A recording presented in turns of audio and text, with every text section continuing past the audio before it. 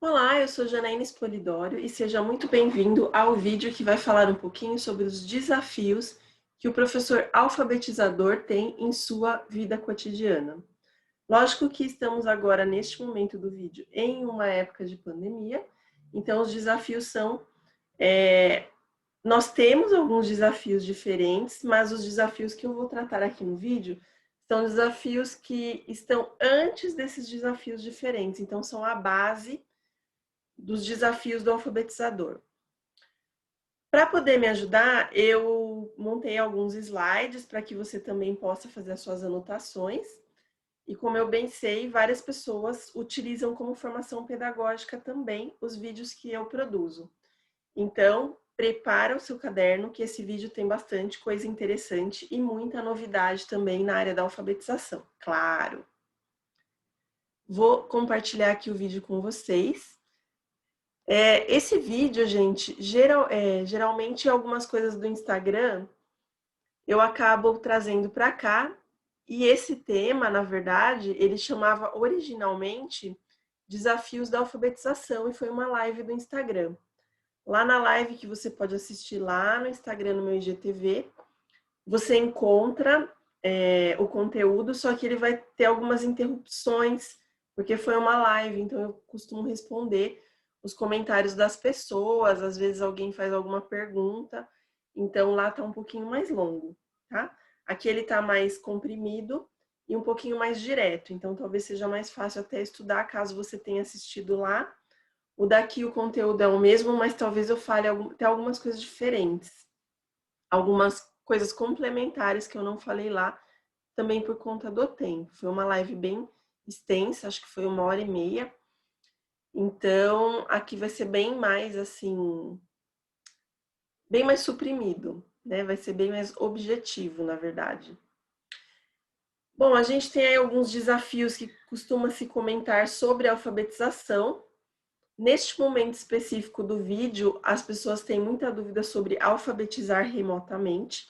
E daí a próxima live do Instagram que eu vou dar será sobre esse assunto específico. Então, assim, os desafios que a gente tem aí na alfabetização remota. Tem pessoas que têm dificuldade de lidar com as diferentes hipóteses de escrita, porque afinal de contas nós estamos ali com alunos em diversas fases de aprendizagem. E realmente não é uma coisa fácil você lidar com essa diferença.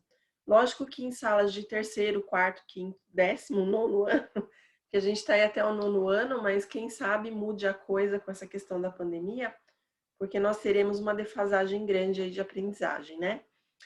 Mas brincadeiras à parte, quando você tem a criança em outras séries que não são de alfabetização, essa diferença ela fica menos evidente entre os alunos, porque você vai ter os alunos que leem melhor, outros que leem um pouco com mais dificuldade, né, que vão ter ali uns quesitos de lacuna de alfabetização. Porém, os alunos não vão perceber tão assim bruscamente, não vai ser tão revelador que uma criança lê e outra não, né? Assim, um pouco menos. Então, a faixa de alfabetização ali, ela tem uma diferença gritante de hipóteses para o professor, e ele tem que lidar ali com diferentes realidades dentro de uma turma de 30, 35 alunos, o que não é uma tarefa fácil, né? Que é exatamente o outro ponto aqui que eu acho que eu coloco, aplicar sondagem individual. Quando você tem ali várias hipóteses, né, hipóteses diferentes, e você precisa aplicar sondagens, o que vai acontecer? Muitos professores têm dificuldade porque, na verdade, é uma coisa que até eu reclamava no início da minha carreira, né? São 21 anos aí de sala de aula. Desses 21 eu tenho bem um pouco, mais ou menos a metade são em primeira série.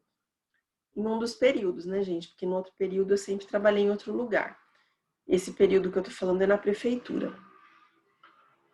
O que vai acontecer? Eu sempre comentava, não sei se é uma coisa que vocês falam também, era uma queixa minha, que quando me mostravam vídeos de sondagem, a criança sempre estava sozinha numa sala, para eu poder observar a sondagem dela. E eu não achava aquilo real, porque quando a gente faz sondagem, a sondagem deve ser individual. Ok, concordo. Só que o meu problema é o que eu fazia com o resto da sala no início. Depois eu resolvi esse problema. Não é nesse vídeo que eu vou comentar sobre esse desafio. Eu acho que até merece um vídeo próprio desse assunto, porque é um assunto um pouco longo. Porém, essa sondagem individual também é um desafio para o professor, porque você tem uma turma inteira para cuidar e, ao mesmo tempo, você tem que pegar uma criança que precisa de atenção total no que está fazendo. Então, é um grande desafio que eu considero aí no campo da alfabetização e que, quando você pergunta para as pessoas que dão os cursos, elas não costumam responder tão diretamente. As respostas são um pouco subjetivas. Se você teve um coordenador ou um formador que respondeu, gente, parabéns para ele, porque eu realmente não tive, eu tive que desenvolver ali uma técnica que até virou um livro depois, né, que não vem ao caso neste vídeo, sobre como que eu faço para fazer essa sondagem individual com uma turma ali com 32, 35 alunos, que é a média de alunos aqui de São Bernardo do Campo, numa sala de alfabetização. No papel é 30, né, gente? Mas a gente chegava ali a 35, sim. Vocês sabem que o papel não vale muito, né, em sala de aula. O maior desafio que eu considero, porque aqui a gente falou de alguns desafios que as pessoas costumam comentar, mas o maior desafio de todos para o alfabetizador é aceitar a mudança, porque a alfabetização não é uma área fácil, é uma área muito cobrada e de grande responsabilidade. Alguns gestores até acabam colocando um professor que acha mais fraquinho nessa série porque é a primeira série.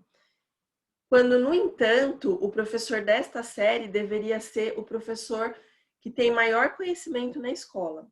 Tem que ser aquele professor que gosta de ler, não apenas coisas de criança, sabe? Tanto que eu até comentei lá na live, quando eu falei sobre esses desafios da alfabetização, que o professor alfabetizador é aquele que tem que gostar de ler mesmo. É aquele que lê clássico, lê romance, lê ficção, que assiste série, que assiste filme. É aquele professor que tem que estar super antenado em tudo. Porque esse é um professor que ele precisa estar dentro das mudanças, dentro das inovações. Então, se ele não lê, mesmo os clássicos, gente, os clássicos, eles trazem assim uma visão reveladora da educação.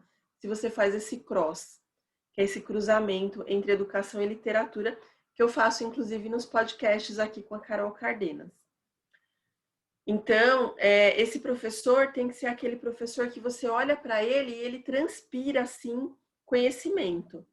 Se não for esse professor, você vai ter um grande problema nas mãos durante os próximos 5 anos dessa criança, porque essa criança vai carregar a questão de alfabetização durante os anos que vem depois, entende?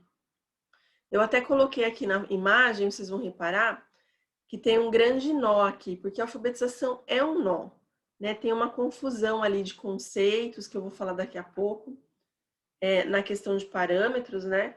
E esse nó, ele precisa ser desenrolado, por isso que eu digo que é um professor que ele precisa aceitar mudanças, ele precisa estar por dentro das inovações, é aquele professor que busca uma formação efetiva, não é aquele professor que fica buscando quantidade de horário para apresentar, para ganhar crédito ali no salário, coisa assim, né? Ficar ciscando ali salário. O professor que é bom professor, gente, ele não cisca bom salário. Ele se forma e encontra um emprego à altura do que ele vale. Entende? É a valorização dele mesmo. Ele investe na formação dele. É aquele professor que ele sabe que se ele investir, ele tem essa consciência empresária. Se ele investir nele, ele vai virar um produto de maior qualidade. E sendo um produto de maior qualidade, ele vai conseguir um emprego de maior valor, de maior valorização financeira. Então, é bem interessante essa relação que às vezes o professor não tem, e eu tenho falado bastante aqui, estou até inclusive com um grupo de estudos aí, professor empreendedor, finalizando agora que a gente vai para o perfil dessas pessoas. Voltando lá, a gente vai começar a falar um pouquinho sobre coisas que são essenciais na alfabetização, são os desafios, na verdade. Como esse vídeo ele é sobre os desafios do alfabetizador, eu vou falar quais são os empecilhos que esse alfabetizador tem. E neste vídeo especificamente eu não vou tratar da parte da criança, Porque você concorda que se você tem um alfabetizador quebrado, entre aspas, esse alfabetizador que tem uma lacuna, ele não vai conseguir alcançar o que ele precisa na criança. Então, primeiro a gente precisa consertar o lado de cá, que é a pedagogia, para depois você consertar o lado de lá, que é o educando. Então, é bem interessante essa relação. Vamos falar então do alfabetizador. Para poder falar disso, eu vou usar uma teoria que está super em alta no mundo, ainda não chegou no Brasil, eu tenho falado dela algumas vezes. Eu li 3 vezes o livro sobre esse assunto para eu poder entender, ele não tem em português, tá? É o Five Pillars of the Mind, da Tracy Tokuhama Espinosa, que é uma neurocientista super relevante que a gente tem, ela é muito inteligente. Ela é muito inovadora também, e isso que ela trouxe, gente, eu acho que assim é o futuro pós-pandemia mesmo, porque ela consegue colocar a educação em outro paralelo. E o que eu vou fazer aqui? Eu vou fazer um paralelo entre a teoria dela e os desafios que você tem como educador. Na teoria da Tracy, nessa específica que eu estou falando, ela traz 5 bases neurológicas nas quais nós devemos nos apoiar para fazer uma educação melhor, né? E essas 5 bases, elas são aplicáveis desde o agente sanitário até o médico. Então, assim, a gente tem uma série de profissões aí, pode ser jardineiro, professor, policial, todas as profissões, pode ser português, matemática, ciências, todas as disciplinas, pode ser educação infantil, primeiro, segundo, terceiro, todos têm uma coisa em comum, gente, o cérebro. Quando você tem o cérebro em comum, o que acontece? Você estudar as bases neurológicas desse cérebro, que não são muitas, são em número de 5 que ela detectou, vão te ajudar a compreender melhor você mesmo e o seu aluno, né? Então, o que eu faço? Eu vou trazer o desafio do educador na cor negra ali, né? Na fonte, e eu vou trazer a base neurológica da Tracy em vermelho. Vou mostrar para vocês entenderem melhor. São 5 bases, tá? As 5 bases, eu vou mostrar aqui também durante o vídeo, vocês podem pausar também, mas as 5 bases são símbolo, padrão, ordem, categoria e relação, nessa ordem, certo? Então, de novo, para você poder anotar. Símbolo, padrão, ordem, categoria e relação. 5 bases. Vamos lá a elas. A primeira base é o símbolo. Então, veja que aqui o que eu fiz. Na cor negra aqui, eu coloquei vocabulário. E na cor vermelha, eu coloquei símbolo. A cor negra, ela vai se referir à parte da pedagogia, do desafio mesmo do alfabetizador. E a parte vermelha, aqui o símbolo, é a teoria da Tracy, tá? São, na verdade, as categorias da teoria. A primeira delas é o símbolo. O que vai acontecer?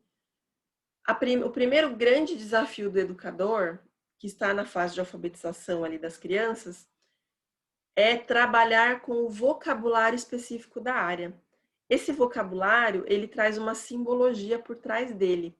Então, o vocabulário nada mais é do que um conjunto de palavras. Então, esse conjunto de palavras, eu fiz aí uma nuvem de palavras bem simples, muito simples mesmo, tem bem mais coisa aí para acrescentar, para que você tenha uma ideia do que eu estou falando. Quando o alfabetizador, ele olha para a palavra alfabetização, imediatamente ele tem que saber a que ela se remete. Quando ele olha a palavra ferreiro, ele tem que saber que se remete lá a Emília Ferreiro, que em 1979 apresentou ali o livro do Desarrollo, que é o desenvolvimento ali das hipóteses de escrita da criança, né? Quando você olha hipóteses, você tem que saber que eu estou falando de hipóteses de escrita, que é uma teoria da educação aí que nós temos, que é da Emília Ferreira e da Ana Teberoski. Quando eu falo bases neurológicas, você tem que lembrar que é sobre a Tracy e que ela está dando ali as bases para você poder alfabetizar ou para trabalhar em qualquer outra série, porque essa é um pouco mais ampla. Então, você percebe ali, nessa nuvem, que você tem uma série de palavras que elas são símbolos da alfabetização. Mesmo que você não trabalhe com elas diretamente, porque nem todo mundo trabalha com todas, é sua responsabilidade como profissional excelente que é saber do que se trata. Então, mesmo que você não trabalhe, por exemplo, com Freinet, você tem que saber que ele existe e que ele tem uma teoria. Você pode não lembrar exatamente de toda a teoria porque você não trabalha com ela, mas você precisa saber do que se trata, que é um teórico da educação e ele tem uma linha de trabalho que no momento você não está utilizando, mas que você sabe buscar a informação caso você precise. Então, esse vocabulário é o primeiro grande desafio ali que a gente tem na faculdade já, e às vezes ele perdura aí durante alguns anos, na prática, principalmente para professores iniciantes. Por quê? Porque ali no caso das hipóteses, por exemplo, eu tenho que saber que as hipóteses globalmente são 4. Então, a gente tem ali o pré-silábico, silábico, silábico alfabético e alfabético. 4. E daí a gente tem as subdivisões, mas isso não importa nesse momento. Primeira coisa é você ter o vocabulário para saber classificar alguma coisa, para saber identificar. Segundo ponto, segunda base, são os padrões. Nos padrões, o desafio do alfabetizador são os parâmetros, porque quando você pergunta para uma pessoa que é alfabetizar, um professor alfabetizador, cada um vai vir uma coisa na cabeça.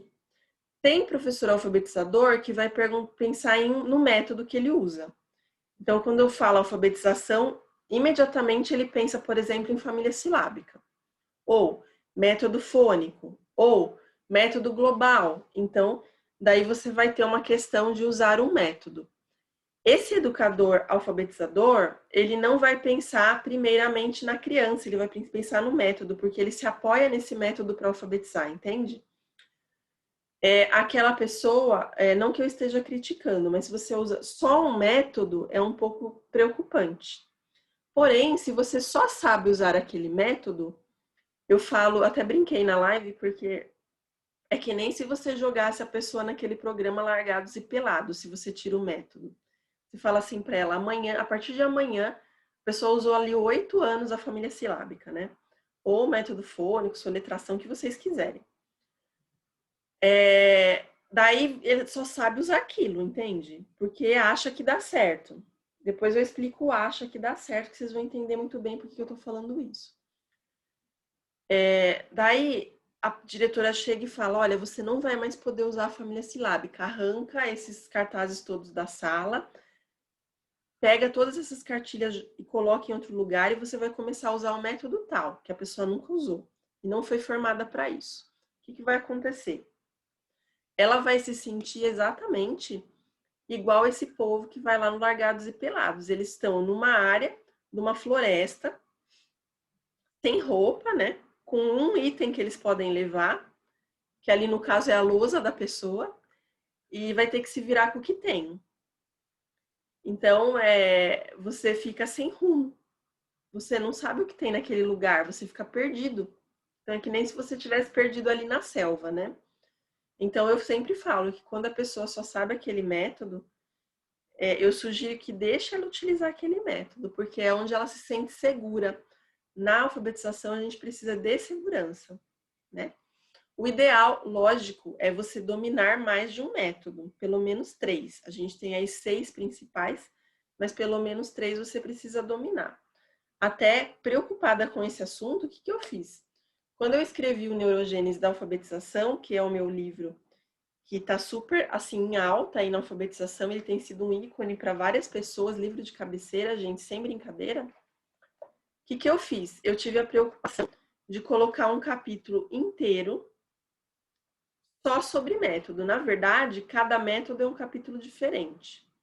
Então, eu trouxe aí 6 capítulos.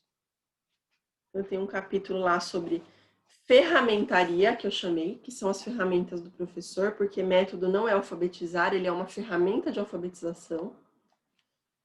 E daí tem, que nem aqui, ó, o método de soletração, que nem todo, às vezes a pessoa usa e nem sabe que tem aquele nome, né? Então eu trago até uma ilustração para cada um como que funciona. Eu falo da origem dele, de onde surgiu. Eu falo a qual hipótese ele se refere, que nesse caso aqui ele é perfeito para a hipótese alfabética. E daí eu trago uma atividade, ou duas ou três, dependendo do método, para você compreender melhor como que é aquele método. Daí eu vou para o método fônico, eles estão na ordem.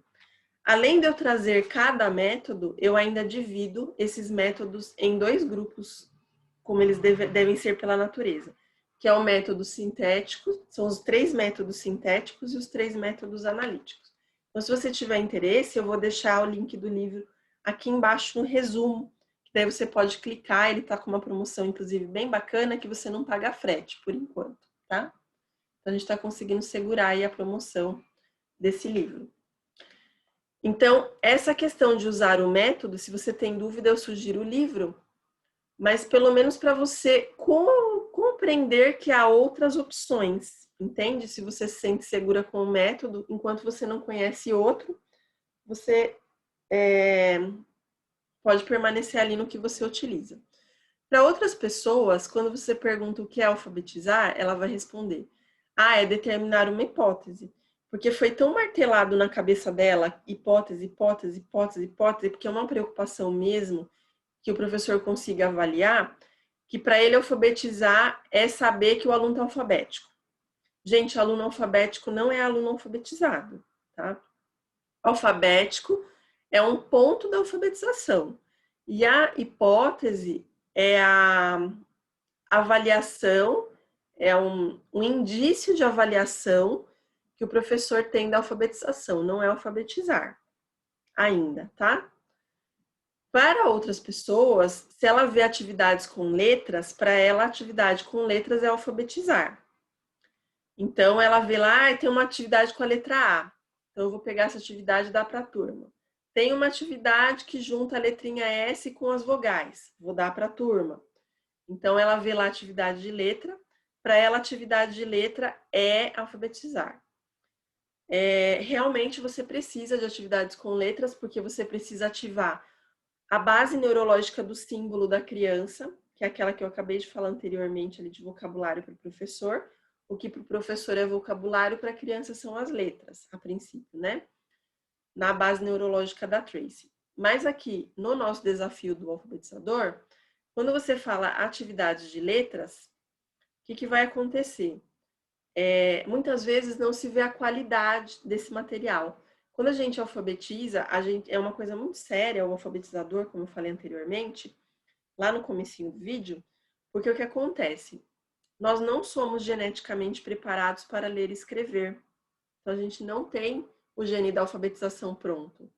É o papel do alfabetizador, que não é o professor de primeira série, tá? É o professor desde os 4 anos de idade até os 7. Então, desde a turma de 4 anos até o 2º ano, todos esses professores têm a tarefa de alfabetizar, que é um processo. Esses professores alfabetizadores, o que eles precisam ter em mente, ter consciência? Que eles estão pegando uma área do cérebro da criança e eles estão modificando fisicamente essa área. Isso mesmo. Acontece uma modificação física no cérebro e essa modificação é extrema. Se essa modificação você não colocar o tijolinho certo, ela vira uma confusão. E é exatamente aquele aluno que depois não vai interpretar um problema de matemática, ele não vai interpretar um texto, ele não vai interpretar coisa alguma, entende? Então, toda essa questão vem à tona neste momento, quando você está colocando os tijolinhos. Se você é aquele professor que pega aquela qualquer atividade de qualquer lugar, sem avaliar se é uma material de qualidade, provavelmente seu aluno vai crescer confuso. Ele vai alfabetizar? Não, ele vai virar alfabético. Mas não vai querer dizer que esse alfabético será um alfabético de qualidade. Porque não adianta ser alfabético por ser, entende? Assim como não adianta você ser alfabetizador por ser. Você precisa ser um alfabetizador com resultado, que é diferente.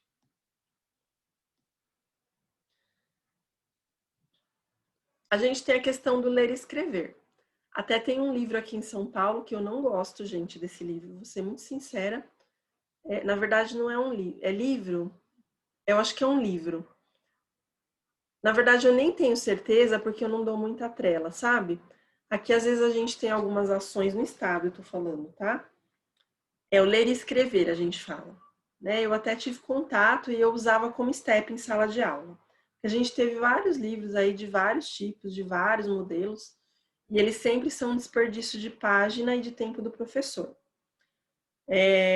Não estou criticando que tenha o livro em sala de aula, eu acho importante ter um apoio ali didático, mas eu acho que esse apoio tem que ter qualidade. O que acontece? A pessoa martela tanto ler, escrever, ler, escrever, ler, escrever. Ou senão, EMAI, EMAI, EMAI, EMAI. Isso aqui na questão de São Paulo, que são materiais daqui que eu conheço mais, né? E o professor, ele fica bitolado. Então, para ele, é assim, é ler e escrever. Quando você fala ler e escrever, o conceito de ler e escrever é extremamente amplo. A gente tem aí até campanhas vazias nesse sentido. Você fala que a criança tem que ler e tem que escrever. Mas, mais uma vez aí, entra parâmetro. O que será ler para quem está emitindo essa mensagem? Será que a pessoa realmente lê ou ela está emitindo uma mensagem vazia? E escrever, será que aquele professor ele sabe fazer uma redação de maneira consciente? Ele sabe diferenciar bem gênero? Ele sabe fazer esse tipo de material, né? Assim, escrito, com uma intenção comunicativa, com uma função social? Então, ler e escrever é uma coisa muito... esqueci, gente, a palavra tá me vindo tudo quanto é língua na cabeça. Até em francês eu tô lembrando, em português não. Aleatória. Eu já estava pensando já em falar para vocês, é random, randômica, né? Que a gente tem randômico também em português. Mas é uma coisa aleatória. Então, quando você traz ali a questão do professor, quando ele fala assim que alfabetizar é ler e escrever, é muito amplo, porque o ler e escrever dessa pessoa pode ser diferente da minha, entende? Então, isso que eu quero chegar também. Quando o professor do primeiro ano fala que a criança está alfabética, muitas vezes você vai fazer a sondagem e ela não está alfabética. Ela está silábico alfabético para você, mas está alfabético para essa pessoa. Então, até mesmo nas hipóteses, a gente tem divergência, porque não é uma coisa objetiva para muitos. Para mim, em pessoa, assim, desde que eu fiz magistério, é uma coisa muito clara, porque eu sou uma pessoa objetiva. Mas tem uma questão de subjetividade aí na educação, que até quando eu estava fazendo a live, uma pessoa comentou que eu não posso julgar o professor anterior. Claro que eu não posso julgar, mas eu não estou julgando o professor anterior. O que eu estou fazendo nesse caso de falar que às vezes o problema está no primeiro ano ou no pré, porque o professor é maldoso, gente. Vai falar que você nunca ouviu um professor falando mal do professor anterior. Ah, que esse professor não deve ter dado nada, principalmente na primeira série, viu? Primeira série, você pega o aluno e fala, nossa, o professor não fez nada com essa criança na classe de 5 anos. Se você falar que nunca ouviu isso, é mentira. Porque, olha, sinceramente, vamos ser todos Jana sincera. Sinceramente, esse é um comentário que dos que eu mais ouvi na minha vida, nos 21 anos ali de escola que eu tive, é um dos comentários mais, assim, típicos. Essa criança não sabe nada. Não sei o que o professor fez no ano passado. E daí encontra com o professor no corredor e dá risadinha, cumprimenta, super amigo, né? Falsidade.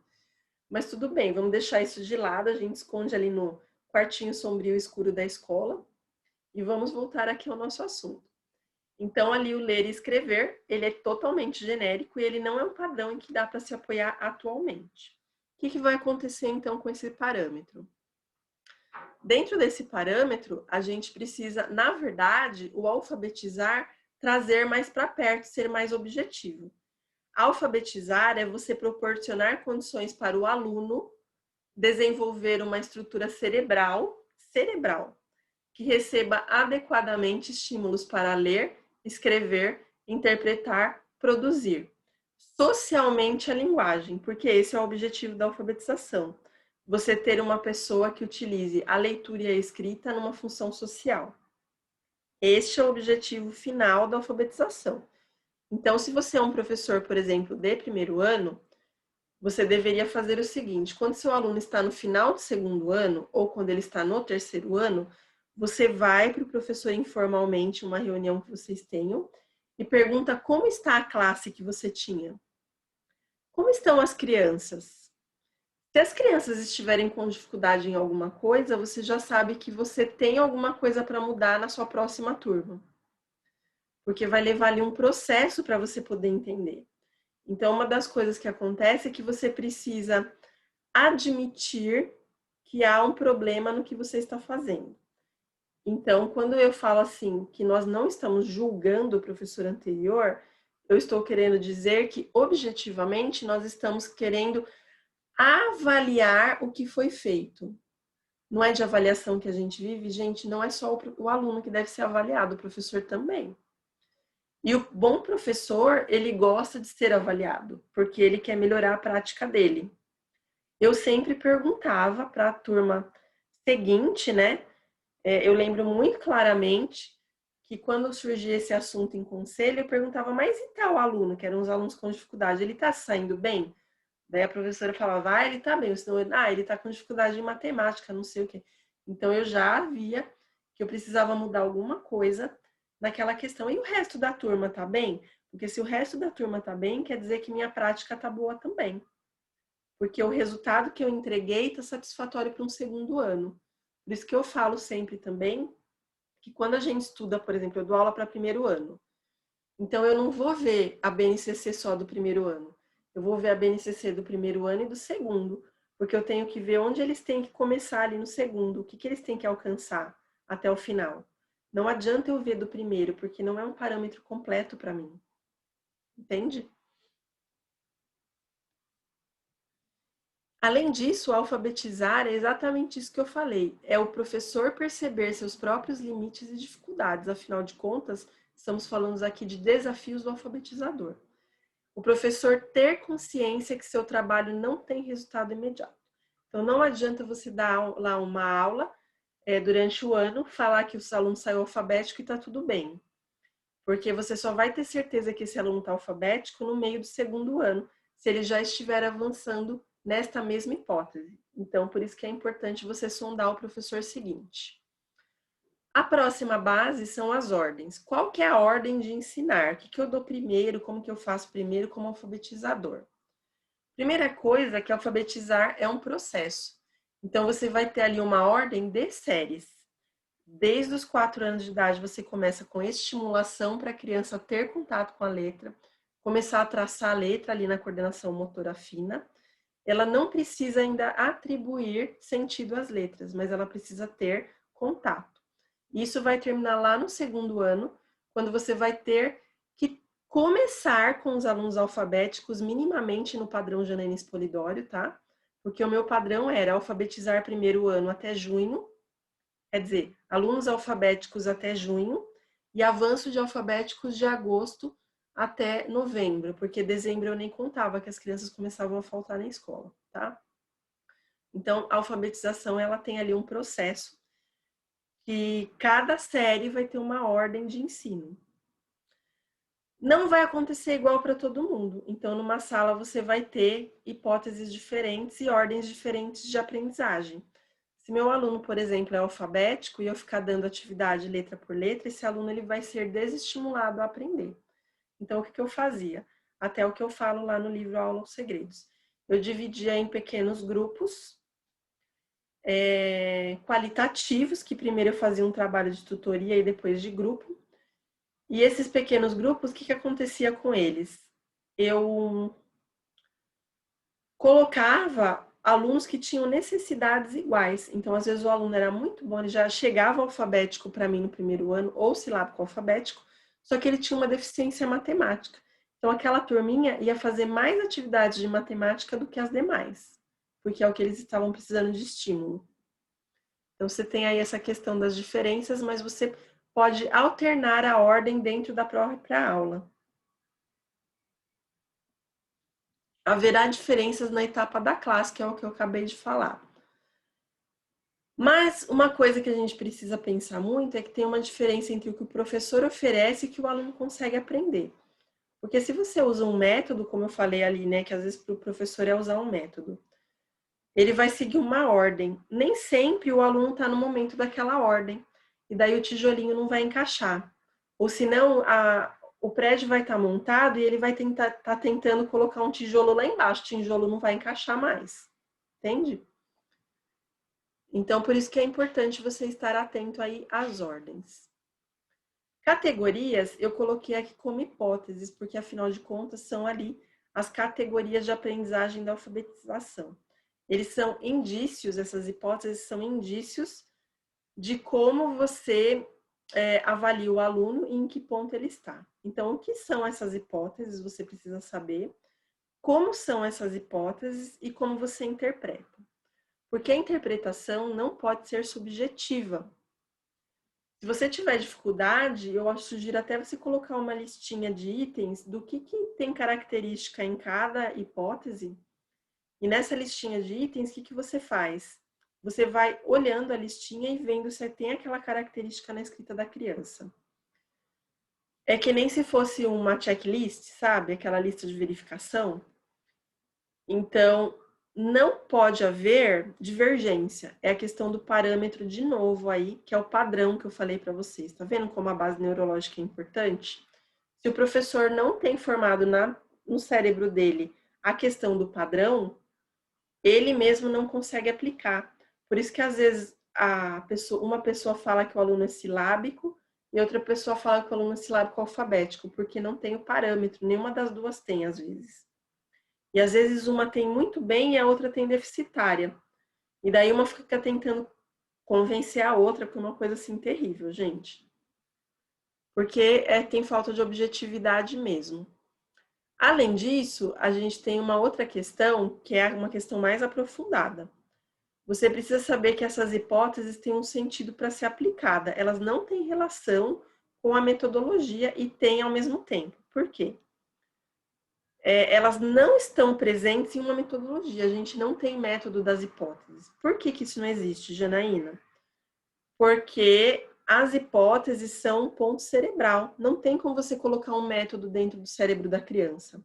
O método é um estímulo externo, não é interno. Por isso que não foi desenvolvida uma teoria das hipóteses, um método das hipóteses de escrita. É uma teoria para você se apoiar. Entende? É como se fosse uma muleta ali. E a sondagem vai ser o exame que você faz, que até ali está na etapa 2, né? Vamos lá. Deixa eu mostrar para vocês.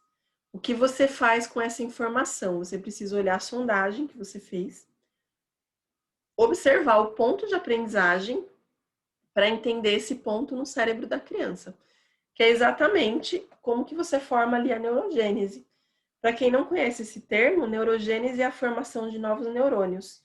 E quando eu falo de neurogênese da alfabetização, é como que eu crio o tijolinho desses neurônios na cabeça da criança, entende? E aqui eu explico por 3 áreas. Eu explico pelo ponto de vista de letras, que é diferente, tá? Eu explico pelo ponto de vista da pedagogia e da neurociência. Deixa eu só achar aqui para vocês. Tá tão bem explicado que tem até uma questão aqui de mostrar o cérebro. Só fechar uma página que faça isso para vocês entenderem melhor. A gente tem ali até parâmetros, ó, de partes do cérebro que são ativadas. Eu tenho também onde acontece cada coisinha no cérebro. Então, quando o aluno está pré-silábico, acontece isso. Quando ele está silábico com valor, acontece isso. Então, tem ali uma questão toda que eu explico. E eu entrelaço de novo em outros capítulos, porque eu sei que é um vocabulário novo, né?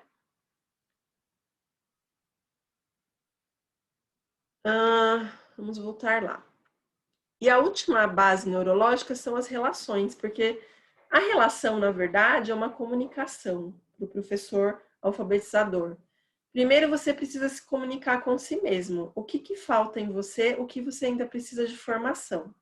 E mesmo que você tenha feito a formação mais recente, ele faz o ano passado, você fez uma formação. Nesse ano, gente, vai surgir um assunto novo, com certeza, porque a alfabetização é uma coisa evolutiva. Todo dia se descobre coisas sobre. Então, mesmo eu que estudo a alfabetização há quase 30 anos, eu sempre vejo coisa nova. Inclusive, eu achei vários indícios novos que eu vou utilizar num curso que eu vou dar no dia 6 de abril. No final do vídeo eu falo para vocês sobre o curso. Porque aqui eu estou no Desafios do Alfabetizador. Mas eu sei que vocês querem saber também o outro lado.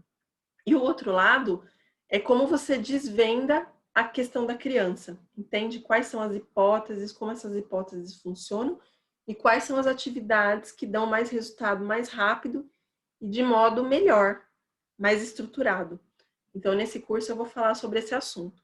Mas voltando aqui ao vídeo, a gente tem essa questão da comunicação com si mesmo e admitir que ainda falta, porque eu admito que para mim ainda falta também.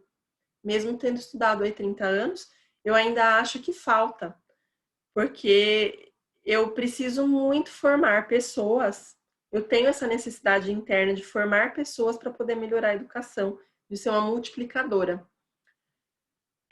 Professores de séries mais avançadas, você precisa se comunicar com eles, porque é o que eu já tinha explicado, para você poder ver o resultado do que você fez. Você não consegue descobrir o resultado no ano que você está dando aula, esse resultado vem depois, na segunda série e na terceira. Você precisa ter relações com a comunidade escolar. Se você não orientar os pais dessa criança, eles vão querer se intrometer na sua alfabetização, e daí vai ficar pior ou melhor. Tem alguns pais que realmente conseguem ajudar. Se você percebe que o pai tem a ânsia de ajudar, dê algumas tarefas simples para ele realizar com a criança. De repente, você pode pedir para ele ajudar a criança a identificar nomes de letras. Então, você pede para ele, olha, mostra para a criança o nome dela, escreve num papel maior, né? E daí pede para ela falar o nome das letras. Então, você vai ali. Ou se não, dá um conjunto fechado de palavras e pede para essa criança identificar quais letras são iguais em cada palavra, falar o nome. Você orienta o pai. Ele é como se fosse seu estagiário, entende? Que muita gente também não trata o estagiário como deveria, né?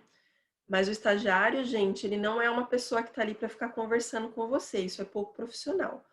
Lógico que a gente tem toda uma questão de amizade, você forma laços com o estagiário. Mas no momento de aula, o interessante é que você também ensine técnicas para essa pessoa. Porque senão ela não pode estar ali por causa da amizade só, entende? É uma questão profissional. Você estaria desvalorizando o trabalho da pessoa desde que ela chegou em sala de aula. Você está ensinando ela que sala de aula é lugar de bater papo, entende? O cérebro da criança. Então, você tem uma relação íntima com esse cérebro. Se você não consegue se comunicar com o cérebro da criança, você não consegue atingir o que você precisa. Porque você não sabe como formar o caminho neural que você precisa, o caminho neuronal, desculpa. O caminho neuronal que você precisa. Né? Então, isso é bem interessante. Então, as 5 bases aí que eu queria trazer para vocês. E daí, se você quiser se aprofundar, tem lá o curso Hipóteses de Escrita na Abordagem da Neurociência, que eu também vou deixar o link aqui embaixo. Nesse curso, eu vou falar ali do ponto de vista da criança, num modo mais aprofundado, bem mais aprofundado do que você já conhece nas hipóteses. Vou falar de hipótese, vou falar de sondagem, eu vou justificar a estrutura da sondagem, porque nem todo mundo conhece, e vou falar o que a neurociência tem a ver com tudo isso, porque ela é super completa ali. E de uma maneira assim que você não imagina como que é. É uma coisa que deixa extremamente clara a hipótese de escrita. O curso é vendido no Simpla, né? Embora eu vou deixar ali embaixo, eu vou falar para vocês, ele é vendido no Simpla. E se você é cliente da loja que compra meus materiais, eu até vou explicar uma coisa bastante importante nesse ponto. As pessoas que abrem os e-mails da loja, elas têm vantagens. Até eu estou dando um curso e as pessoas ficaram surpresas quando eu falei que eu estava enviando um material gratuito, mas só iria para as pessoas que abrem o e-mail. Por quê? Se você valoriza o meu trabalho, eu vou te ajudar a ser uma pessoa valorizada também.